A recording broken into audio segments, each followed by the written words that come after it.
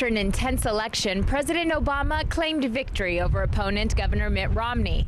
But as the dust settles, people around the world are wondering what another 4 years of an Obama administration will mean for America's allies, and in particular, Israel. To answer that question, we've spoken with Larry Greenfield, an expert on the U.S. Israel relationship.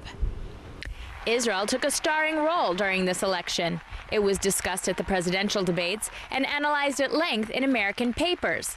Filling those programs and pages were the numerous choices Obama made during his first term that led many people to believe he was not a dependable ally of the Jewish state. He is breaking the tradition of American foreign policy since Truman, the bipartisan foreign policy, which is skeptical of the UN and asserts American sovereignty.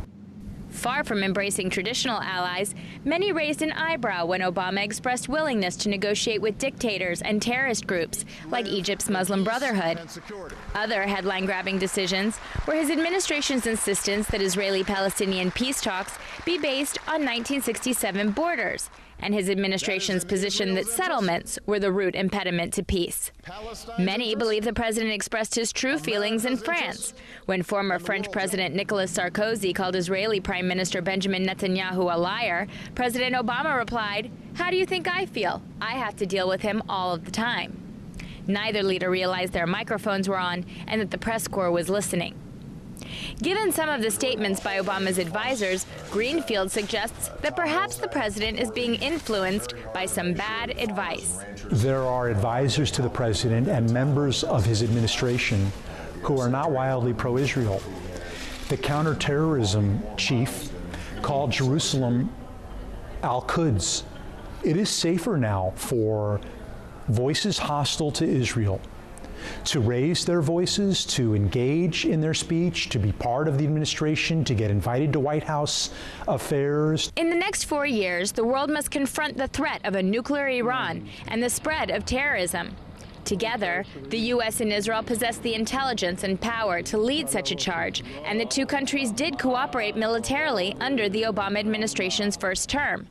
But could the rocky past threaten this long-standing alliance at the very worst time?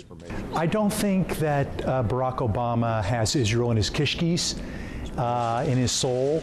I don't think he loves the Likud party, but I think Prime Minister Netanyahu is likely to be reelected in Israel, and therefore both leaders are going to have to deal with each other. And they will be statesmanlike, and they will be appropriate. Regardless of the president's kishkas, Congress remains strongly pro-Israel, and the Israel lobby continues to excel at communicating the pro-America, pro-Israel consensus on Capitol Hill, articulating the Middle East's needs and nuances, and working to balance other voices that wish to change the historic relationship between America and the State of Israel. For JN1 in Los Angeles, I'm Lara Berman.